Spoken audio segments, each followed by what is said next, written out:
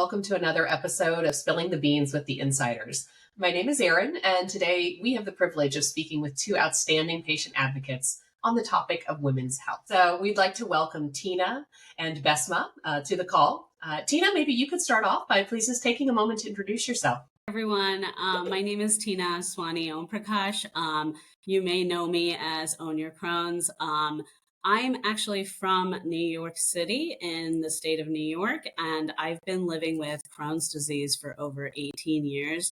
I have a whole host of other autoimmune and digestive conditions, and I'm really looking forward to talking to you all today about women's health. My name is Basmah. I live in Bloomington, Minnesota. And I've been living with Crohn's disease for about 21 years now. And as a result of the Crohn's disease, I have osteoporosis, among other health conditions. But I'm also really excited to be here today. And my handle on Instagram and Twitter and TikTok, which I rarely ever use, is This Immune Life. Before we get started with our discussion today, we just want to note that nothing said here today is medical advice. We're not promoting any products or any manufacturers. And just a reminder to always check with your physician before trying anything new. So to get started this morning, we wanted to first talk about just sharing a bit of your journey with chronic illness and how it specifically has impacted your health as a woman. Yeah, so I can kind of start with that. I was diagnosed with Crohn's disease when I was 16 years old. And so it's kind of like the peak of my teenage years transitioning into adult years. And it was really difficult because at the time there wasn't actually any information on IBD in general. And so I felt like I had to navigate a lot of things on my own. And I really struggled with my education, my work, and both of which are really important as a woman of color. My family's from Egypt, and we really value both, succeeding education-wise and career-wise, as well as marriageability.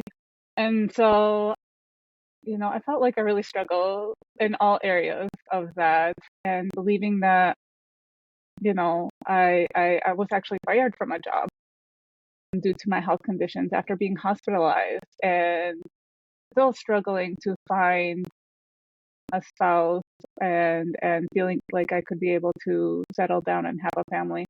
So I feel like as a woman, it's very challenging to live with this condition. So on that note, as a woman of color, what role would you say culture played in your diagnosis and your decision around the treatments that you choose? Yeah, so, I felt, at least up until a few years ago, I felt that I was kind of pulled into many different directions because we come from a culture where family and the community is involved in everything.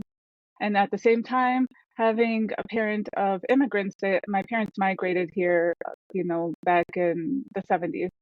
And so kind of had to figure things out on my own. I was born and raised in America, so kind of have both some, community Egyptian mentality and the independent American mentality. So it was very contradictory, very confusing.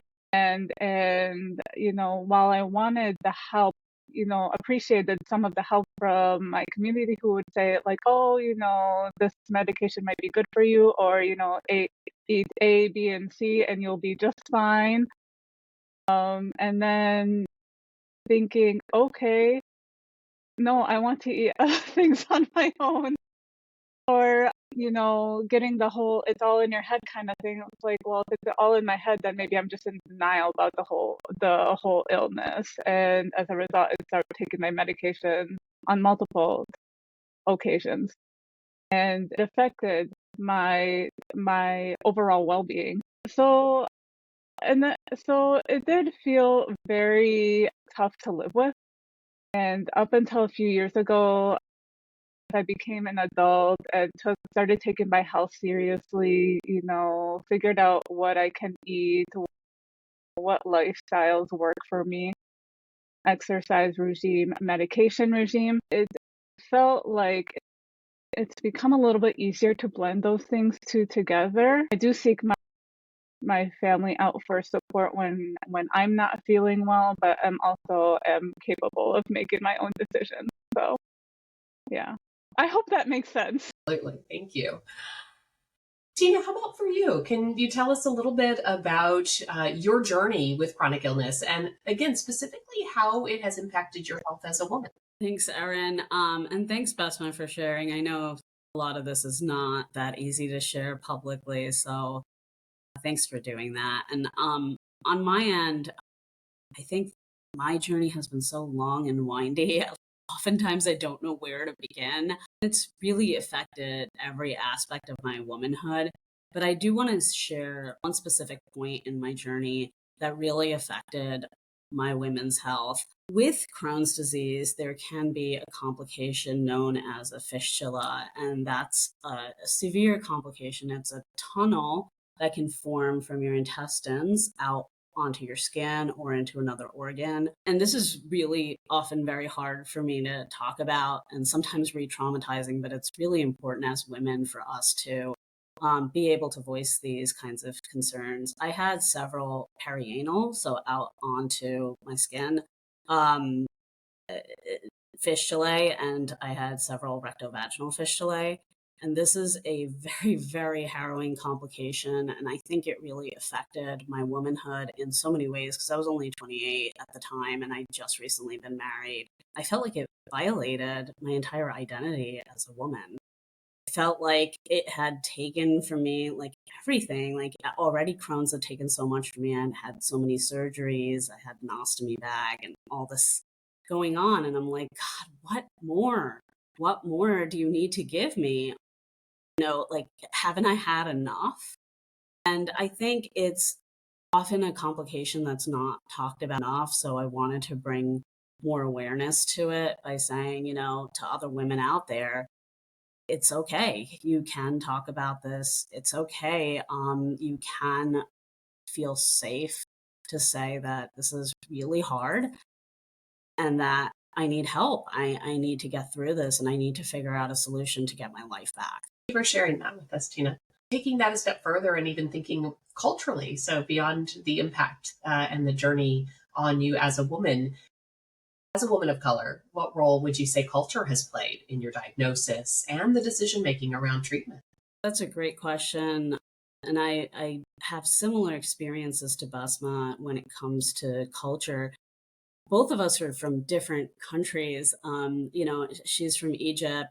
My family is from India, Pakistan. And, I think what I've seen mirrors a little bit of what Basma's is. And so I do want to share that aspect in terms of marriageability.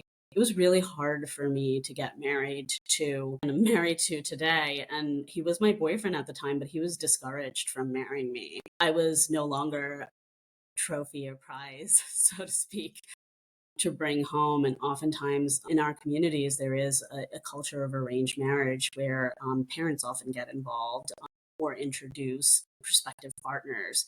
And I didn't fit the bill of she's an able-bodied wife who can carry your child and, cook and clean and do all of, the traditional gender roles.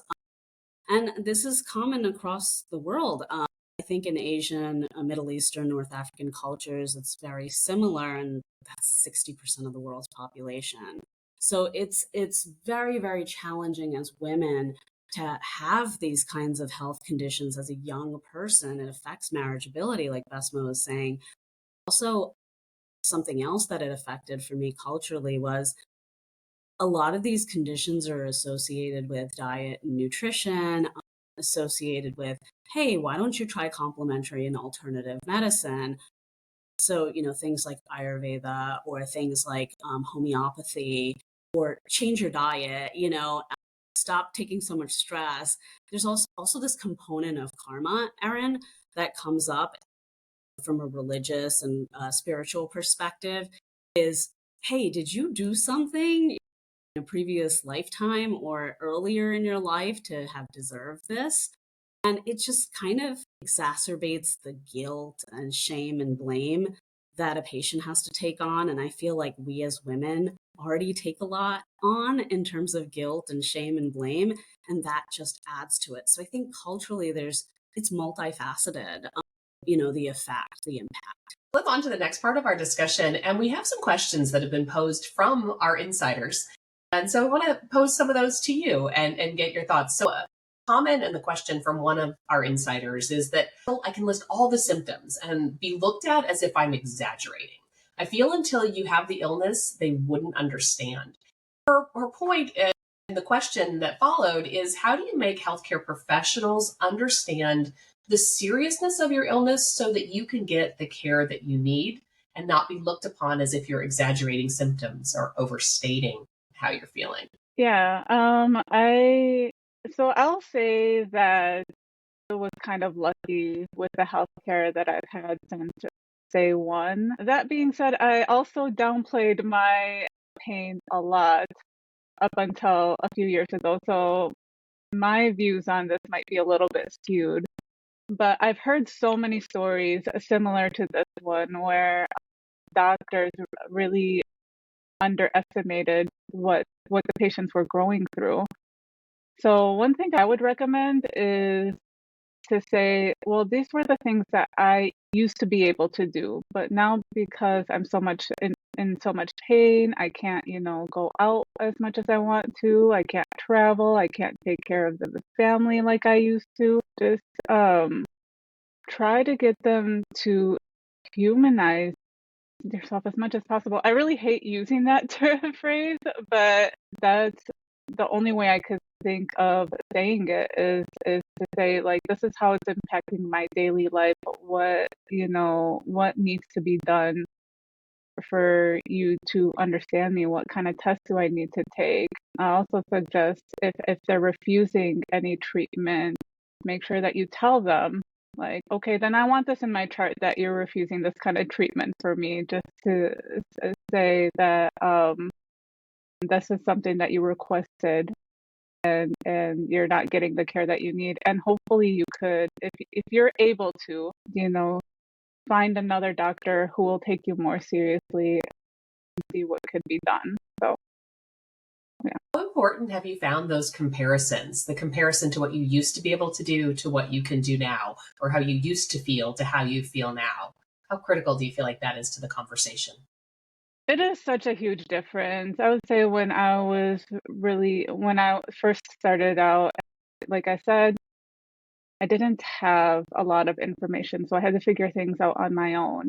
And it really affected, every aspect of my life, similar to Tina's. I couldn't go out with my friends like I wanted to. I couldn't be able to play music. I used to play music, but because I was in so much pain and lying down all of the time, I couldn't even do that. And now that as my health is pretty strong, I've been in remission since 2019. Now I've been starting to do all of those things again, and I've been finding things that I enjoy. Like I love traveling on my own. I really love, playing with my nieces and nephews. I have very young ones that have a lot of energy. So to be able to do that, that's something I wouldn't have been able to do even, 5 years ago. And that's just the stuff that I really value, and it makes the life fulfilling to me. And now that I'm able to work as well, I will say I have buy things a lot, but thank goodness. One of the good things about 2020 was that there are more work from home jobs, and so I'm able to work full time as long as I'm at home. So there are still some limitations in what I can do, but things have become more adaptable for me. Tina, how about for you? How do you make healthcare professionals really understand the seriousness of the illness so you can get the care that you need? It's a really important question. I'm really glad the insider community brought this up. I have not often been taken seriously. I'll give you a couple of examples. When I first went to my primary care physician and asked for a colonoscopy, he was like, "Why?" And mind you, I was like 21. Okay, so he was like, "Wow, South Asians don't get IBD or CRC," and I was like, "What are you talking about? My father passed away from IBD that turned into CRC, inflammatory bowel disease that turned into colorectal cancer." I was like, "What are you talking about?" He just didn't take me seriously until I said my father had passed away. And even then, he's like, "I highly doubt, this is going to be the case. You're 21 years old." But we know that these kinds of autoimmune or immune mediated inflammatory disorders are something that young people can develop, unfortunately, even pediatric patients. So I didn't feel heard in that instance. And I remember years later, about 5, 6 years back, I went to see a neurologist because I was now suffering with vestibular migraines, coming with dizziness and losing my balance. I was using a cane. And he was at a premier institution of color too. And he said to me, he drew me this diagram, like this Venn diagram. I'm like, "What are you doing?" And he's like, at the end of that diagram, he's like, "Tina, I think all of this amounts to you being depressed, and this is in your head." And I was like, "Goodbye." Now, if you're not going to trust me on this after being an informed patient with countless diagnoses, you don't deserve my time either. So I made sure that I went out and sought a diagnosis from another headache specialist. And I actually reached out to other doctors of mine to get recommendations on who I might see. A lot of these conditions are comorbid, they overlap, and it's important to see if your doctor or nurse or PA that you might be working with might have recommendations too. So that's how I did it. The other point that I would add here is this is an important one. One thing my father taught me before he passed away, and one thing my mother continued to insist upon as I was growing up, is everything can be taken from you, everything. And I saw that. My career, my health, my friendships, everything was taken from me with this Crohn's disease. But they both said to me, education is something no one can take from you. And so I made sure to educate myself, so much so on my conditions that I could advocate for myself. And once they see an informed patient, sometimes they might feel a little bit threatened, or like they might feel a little bit like, "Oh my God, am I speaking to like, a medical I often got asked that, "Are you a medical student? Are you a doctor?" And I was like, "No, I just really want to get to the bottom of this and get better." So I would say to other patients, to other insiders, education, education, education. The more informed you are, the less likely they are going to say, "Oh, this is in your head." The more I knew about my conditions, the more I could share about my symptoms and make them believe me. Some recommendations or maybe tips. This also is a question from one of the insiders who really put it in an interesting way. She talked about it as doctor trauma. Right. So in those instances where, how do you move past that? So how do you get over that doctor trauma to move forward to finding a new doctor? What are some of the key positives or the key recommendations, suggestions you might have as to how to move on or move to, say, a new doctor or find a new doctor when you go through that? So I will say that the last few years, when I've been more proactive in my healthcare, I've been seeking out doctors and other healthcare professionals, that have similar cultural backgrounds as I. And living in Minnesota, I've been there. There's quite a little bit diversity, so I've been really lucky with that. So it helps them. It makes it much easier to have a conversation with them about, the cultural challenges that come with this disease, as well as what are some steps that I can take to feel better. And so I think, getting over that doctor trauma is so tough. And that's why I also recommend seeking a therapist who would who if they're available, find somebody who has lived with some health issues or has family members with some health conditions or specializes in chronic illness so that you would know how to work through the trauma with them. And lastly, find family members or people in the community who understand what you are going through and seeking out advice on how you can advocate for yourself and how you're able to move forward from this. I think one of the most amazing things about social media right now is that there are a ton of resources. There are, lots of people through Facebook or Instagram that, aren't in groups where you could seek out that kind of support and just to help you at least feel validated in what you are going through because you're not alone in this. So those are all, things that I would recommend. But just knowing that it's so important. Like Tina said, there are so many things that can be taken away from you, but education and I would add support are just the main things that you could absolutely gain. Anything you'd like to add to that?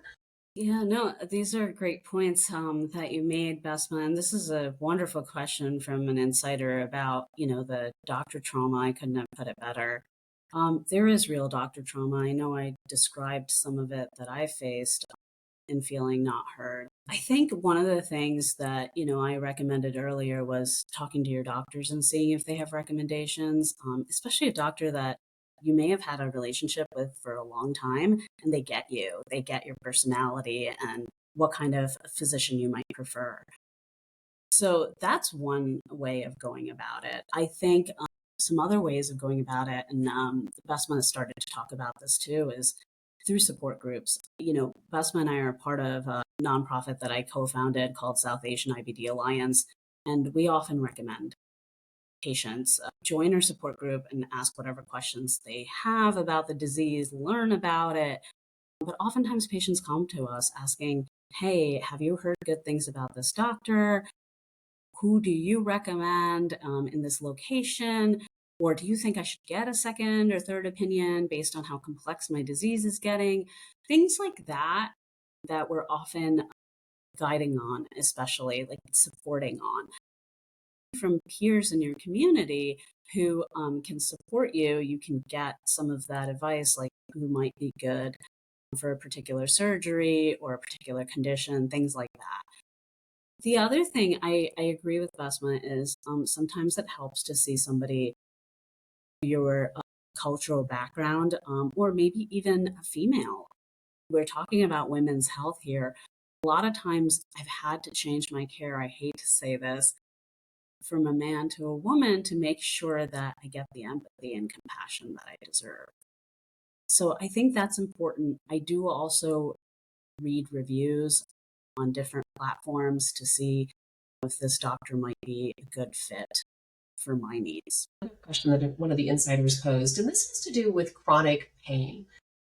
And so, when and how do you talk to your doctors about chronic pain without sounding, as they put it, like you're opioid seeking?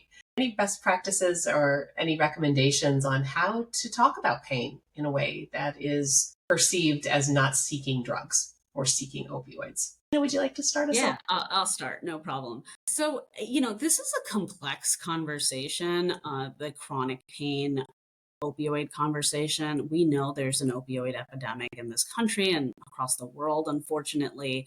And while these medications are really useful for women with chronic pain, all genders with chronic pain, this is a really tough topic to bring up because we often feel like we're not being believed. I know in the ER, I've been shut down a few times saying, we can't prescribe anything. I don't often ask for it directly. I will say what my symptoms are. I will say I'm in excruciating pain. I will ask where and, from a scale of 1 to 10, what that pain is like. And I'll often say it's abdominal or it's rectal and it's hard to sit. It's hard to eat anything. Is there anything that can be done to ease some of this pain? At times they have given me the pain medicines. At other times, they might come back with an anti-anxiety medicine. And I often feel validated by that. And I'll ask them, why are you giving me anti-anxiety? I don't think this is about anxiety. But, sometimes the nurses or doctors will come back to me and say, look, it can help relax the gut too. This isn't just about, the anxiety you might be feeling. This might help relax, some of those nerves in the gut to calm down and let up on the pain. And they were actually right. So I think this has to be a two-way conversation. Ask the questions. Don't just take offense immediately. Ask why they're prescribing, what they're prescribing, and if something stronger can be prescribed if it's not working. Luckily, a lot of times the anti-anxiety meds would calm down my gut and the rectal pain. So sometimes it's important to have that conversation, listen to them, rather than jumping to, no, I absolutely need the opioid. If you're still having pain within an hour or two, definitely push for it, but at least give it a shot. I would say, have that conversation. Definitely tell them, look, this isn't cutting it. Whether it's an opioid or not, I think it's important to keep that flow of conversation open and also show them that you're open to their suggestions and ideas on how to control the chronic pain. One thing I want to add to this conversation, chronic pain, obviously is long lasting and may ebb and flow. It might be a 1 today, but it might be a 10 tomorrow. Something that I've done over the years to manage chronic pain and stay off of opioids, because a lot of patients are unfortunately left on low doses of opioids to manage this. One of the things that I've done is ensure that I'm in pelvic floor physical therapy because I have tons of scar tissue. So I'm going for maintenance every 2 weeks to pelvic floor therapy, which actually helps a lot with the abdominal and rectal pain, and they make sure that the muscles kind of soften. I also get injections, pelvic floor injections with lidocaine. It's awful. The experience is awful. I go every 4 or 5 months. But what it does is it calms the region down so that I'm not taking opioids. Opioids for me are a disaster because I have gastroparesis too, and they can really slow down the gut and cause my gastroparesis to flare. So I've been always looking for alternatives to make sure I can manage this. The other thing, and I think Basma does this too, so I'll let her talk about it more, is acupuncture. It's definitely helped me manage a lot of my chronic pain. Yeah, you make a lot of amazing points, Tina, and I really love the suggestions. I know how hard it is to share, all of the stuff that you've been through, but I know that a ton of people appreciate your insight on all of this. Yeah, so I agree that it's definitely a two-way conversation about, why giving me this medication, how is it going to help with my pain as opposed to just my anxiety or mental health. And kind of want to take it, a step further and saying, okay, if you're not so much in the ER, but with your doctor, other healthcare professional, say, okay, I'm in so much pain that I can't even move half the time. And like I said before, I think it's important to share what you've been able to do before and what you can't do now. Set up some short-term and long-term goals for yourself, and to be able to communicate that with your doctor. Also see what might be feasible for you with all of that. So say, okay, my pain right now is at a 10. I would, like to at least start with making it into an 8 so that I could, take care of myself, to take a shower every day, if that's what you want to do. Just to show that you have some idea of where you want to end up, and not make it seem like you just want to be on pain medication forever. Think about, like Tina said, some alternatives. I I love acupuncture. It has helped me so much with my pain over the years, and when medications in the past weren't working for me, at least it helped like calm some of the stuff, so I would be able to do certain things, and then it helped me build my confidence into doing things I never thought of before, like weightlifting. I was not an active person growing up. But after I was diagnosed with osteoporosis, I had to do some things to help strengthen my bones. Well, now it turned into osteopenia, but I think that was like an age. I was lucky with my age when I was diagnosed. But it turns out to be something that I really love doing, and I do it on a regular basis. And I feel like I can challenge myself a little bit more, and it helps me stay focused and more energetic throughout the day, and it helps with my mood. So, trying to find those alternatives to help with your health, and also having that open conversation with your doctor is extremely important. All right, so now we have a few additional questions from the insiders, specifically around the idea of fertility and also mental health. But let's start with the first one with regards to fertility. And so the question is posed, where did chronic illness really lead you in your decision-making process regarding having children? So, I know in both Tina's and my culture, there's a lot of value of, getting married and starting a family. And I'll be honest, chronic illness did play a huge role. For a while, I was just like, I'm in so much pain now.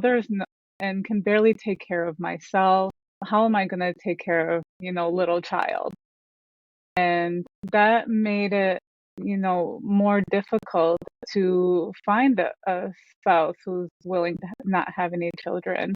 And so I know that, and it was also a strange conversation to have with my parents, especially, to kind of have that same mentality. But and to hear somebody somebody of Egyptian descent who did not want to have children is very, very unusual. And I know that comes a lot of guilt with not even wanting them, and also wondering if you could even have them. And that's another important conversation to have with your doctor, is like, if you want to get pregnant, if you want to have kids, how are you going to be able to, for instance, take medication while you're on it? Is it safe? Is it necessary? So there could be some challenging things around that as well. Now, as I'm getting older and I'm feeling healthier, the idea of having kids has become a little bit more ambivalent, which now I'm kind of like, well, I'm at the thought where I should have been in my 20s. So do I really want kids, or do I not? And so now I'm just kind of grappling with, like, would I be okay with not having kids if that's where it ends up? And as somebody who takes more heed in my religion than culture, I haven't talked about my religion much, but a lot of people from the North African and Middle Eastern region tend to kind of mix those two things together. So I just have to say it's all what God intends. If I'm meant to have kids, I'm meant to have it, and it will be great. And if not, I have to be okay with that too. So, but yeah, having a chronic illness and thinking about family life and is a huge deal. And I want to give Tina some space about that to talk about it. So Thank you. But yeah, no, I think it's a great point that you're bringing up. From a religious and from a cultural perspective, it's almost expected of us to have children, and to not have children is a bit taboo too. So I'm of Hindu faith, practice more as a Sikh, if anything, but it is in fact looked down upon if you don't have kids, and I do feel it. I feel that judgment when I go to events, unfortunately, from the well-known Indian aunties and uncles. I often feel that that I am like left out of conversations or that I don't fit in because I don't have children. I will say this though, similar to you, Basma, I have sort of gone through the evolution, I would say, since my early 20s and being diagnosed with Crohn's. I wasn't thinking about kids in my early 20s. I was always kind of ambivalent about having kids. And I would say, just the back and forth with each surgery that I had or each flare up that I had. Can I have kids? Do I want kids? Does my husband want kids? Like all of these considerations kept coming up. Sometimes I'd be told, oh, you have so much scar tissue, you can't have kids. Sometimes I'd be told, we cleaned all that scar tissue out and you can have kids. And then I get diagnosed with endometriosis and they're like, well, maybe this isn't so recommended. So I've like, it's definitely been this like tug of war, this pushing and pulling of just trying to get information about whether or not this is safe for me. I will say to any women watching who are, looking to get pregnant or consider alternative options to have children, definitely have these conversations with your doctors, with your peers, in your support group, with your families and your partners, if this is something you want to do. With us women, we often worry about our biological clock too and what that means. But I will say in like recent times, I've also been reevaluating, okay, so maybe I don't want to have my own children. With our parents getting older and our families getting older, do we want to build our own family? It's a conversation I'm now having with my husband is, do we want to adopt? Do we want to look at alternative options? And I just want to put out there for women struggling, it's okay to choose not to have kids. It's okay. And it's okay to choose to adopt, go through surrogacy, IVF, whatever it is that you want to do. There are a plethora of options nowadays with the people that matter to you and with your physicians, and see if this is something that you want to do and have, do that self introspection too. Is this something that you want long term? And if you do, and you're not in a place of remission, talk to your doctors about how to get to remission so you can pursue the things that make you happy. Thank you, Tina. Let's talk a little bit about the what ifs. So, what are some of the helpful strategies that you have found for handling the what ifs regarding your chronic illness? The what ifs tend to come and go no matter how well you are with managing this disease. I can say that from personal experience at least. And so I think about, well, what if I was able to get into my remission earlier when I've been able to go to grad school? I got my bachelor's degree, and thankfully I have, a stable job and everything. But, as somebody who loved learning, loved education and what I do, I always think, I had this plan on, getting my doctorate eventually. Now, I said that's not going to happen just because I just don't like the research. I like the practicum bit. I work in mental health. But I always think, like, what if I took those next steps? And the same thing with, if I didn't have these health conditions, would I have been able to travel more like I wanted to in my 20s? Would I have been able to start things earlier at the right time? There was like a time limit with marriageability and having kids and all of that. And every once in a while I still grapple with that kind of questioning. And so I have to, remind myself, well, this is what I've noticed I've developed because I have this condition. I have a better sense of myself. I have relationships with people, especially online and in person, who I've developed a deeper connections with, and some of the people that I've lived my whole life with. Still love them, but it's a different kind of relationship. And I just realized how much stronger I am my own sense, how much stronger I am and how I'm able to advocate for myself now than I was able to when I was younger, just because I grew up as this very quiet, very people pleasing kind of person. And while I still kind of have those traits, I feel like because of what I've gone through, I'm able to carry it with a little bit more integrity, with a bit more confidence. So I try to think of switching that those what ifs into what I have right now. So it's not always easy, but that's uh, kind of need to have those reminders, those self reminders every once in a while. Tina, what are your thoughts about handling those what ifs? You know, Basma, I couldn't have put better, right? The turning the what ifs into what do I have now. I think it's all about living in the now. For me, I have really I've had to do so much work on this because, like I was talking about earlier in Basma, like you were also saying, this disease, these diseases that we have can take so much from us, and oftentimes feel like they're tugging on our personality or our womanhood. But how do we maintain that in spite of all of this? Lost my Wall Street career over this. I nearly lost my relationship with my husband at the time. He was my boyfriend. I, lost so many friendships, and it was just, and of course, I lost my health. And I knew nothing else. Like I was healthy all my childhood, I thought. And here this came out of nowhere.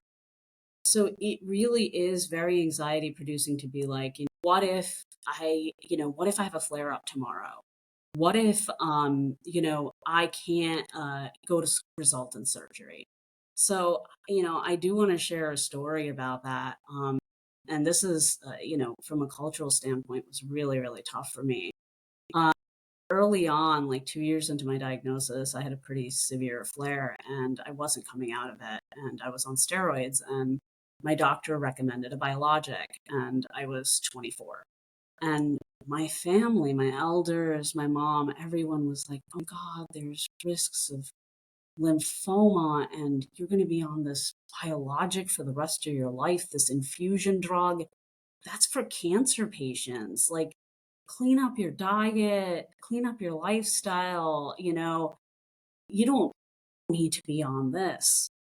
You know, Within a few months, I ended up having surgery. And that was culturally charged too, because I got an ostomy. No one's going to marry you. This is dirty. This is foul. This is disgusting that you have this bag attached to you. I mean, everybody poops, okay? Let's be real. Like, there's nothing to be ashamed of here. For me, often look back at that story, at that journey, and I'm like, what if I had just taken that biologic in a timely fashion? The reality is, what if my doctor spoke to me, really sat me down and said, the outcomes from this disease being untreated are so much worse than taking the medications? No one said that to me. What if my doctor said that to me? We can sort of sit in this cycle of what if, what if, what if. But I remember someone once telling me, you can sit in that cycle of what if, or you can do something about it. You can own your Crohn's, like the name of my blog or my social media platforms. You can do something about it. This disease took so much from me, but I decided after 12 years of living in shame and silence, I can't do that anymore. And I decided I'm going to do something about it. I'm going to talk about these cultural challenges. I'm going to share my story, as hard as it was. And it felt like social suicide at the time because a lot of family and friends alienated me, saying, what are you doing? But I was like, you know what? I can't see any more people suffer the way I have. So I'm going to do something about it. So you can take those what ifs and do something about it and have that impact for someone else. And tell yourself, okay, these things have happened to me, but I can create a different future for myself. I think it's all about how we frame this and how we look at this and our attitude in this journey. Thank you so much for that, Tina. And certainly thank you as well, Basma, for all of your insights into the what ifs. So we have another question from the insiders, and this is someone who's homebound, and she's homebound due to chronic illness, living in a community where there's inadequate public transportation. And so she really wants to know, how does she find a community where she can feel supported and seen? This is where social media, I think, is absolutely wonderful because, when I was diagnosed in 2003, like I said, there was absolutely no information, but I didn't know anybody who had autoimmune conditions. And some of the people that I did know, their situations were very much different from mine. Started out, I actually stumbled upon, one of my first groups by accident. I saw an event on Facebook Live and I'm like, oh, okay, I'll check it out. And it turned out to be a really amazing experience. And I started going to them for questions, especially when I was in a really bad flare, lost a ton of weight, trying to figure out how to kind of get out of it. I asked them, what are some things I could do to go, talk to the doctor about? Because now I can't be in denial anymore. I have to figure this out. And it was a great resource. And it prompted me to start sharing my story online more to hopefully, seek some guidance from other people, but so others can reach out to me as well. And then, ultimately, after a few years, met Tina, and who, like she mentioned, co-founded the South Asian IBD community, which we now both work in. And it's an amazing experience. So that's basically, I'm just saying, go to social media for support. I think it's, even if you're not homebound, I wasn't really homebound too much, except for maybe a few years. It's difficult to find people around you who you would be able to connect with. So go on social media, look up, the hashtag IBD, alternative, just whatever condition that you have, and kind of put yourself out there. It's the best way to connect with others. For me, and Basma, you've made some amazing points. I would also say social media. I was diagnosed in 2006 and it didn't really exist in the same way it does today. I think Facebook and a couple of others may have existed at the time, but all I was seeing during that time was engagement, weddings, baby announcements. I was like, good God. And like having FOMO, like, I'm shutting off my social media. I'm not looking at this because I'm sitting in the hospital, like vomiting or something, and it's like I've lost so much in this process, and it would remind me of that every day.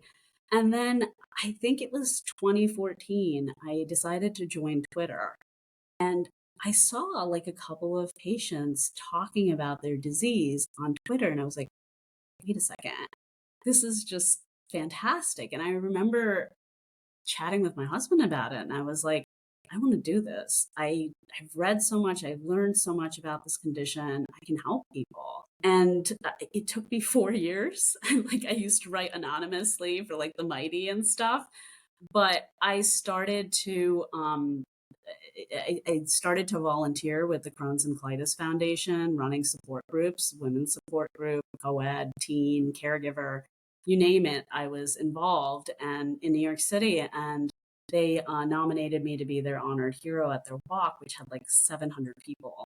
And it was the first time I spoke publicly about my disease. This was like 6.5 years ago. And just that outpouring of people saying, I've been through this too. And just, I want to talk to you and, let's connect. Just like you were saying, Basma, that value of social media, it really like was turned upside down for me after that experience, because I was like, oh my God, like this is something that I can put out into the world and actually really help people and create meaning out of after all of the suffering I've been through. So I would say definitely connecting with other people is very, very important online. A lot of times these support groups are now held online and not in person. I used to run them in person. I would say even with public transportation, it can be hard to get places, especially for folks like us who might have accidents and have to wear diapers.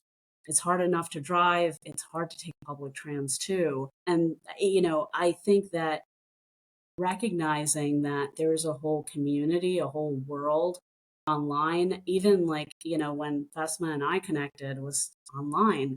And then we finally met at a conference maybe like a year and a half ago or something. So this is the reality of it. You can really get to know people online, become the best of friends, do virtual chats and support groups, play games online. There are ways to keep in touch now in this era of being online. I know it's not quite the same as being in person, but we've got to start somewhere to step out of, our comfort zone and feel like we can interact and socialize again. Thank you so much, Tina. Thank you so much, Basma, for your insights into our topic today and what it's like being a woman of color living with chronic illness. So appreciate you being part of the discussion. We'd like to thank you both for joining us today and sharing your insights. As a reminder, nothing that we talked about today, nothing said here is medical advice. We're not promoting any products or any manufacturers. And as always, we encourage you to ask your physician before trying anything new. We encourage you, anyone watching, to become an insider at theinsiders.com and to follow Basma and Tina on Instagram. Again, we thank you both for your time today and thank you for watching.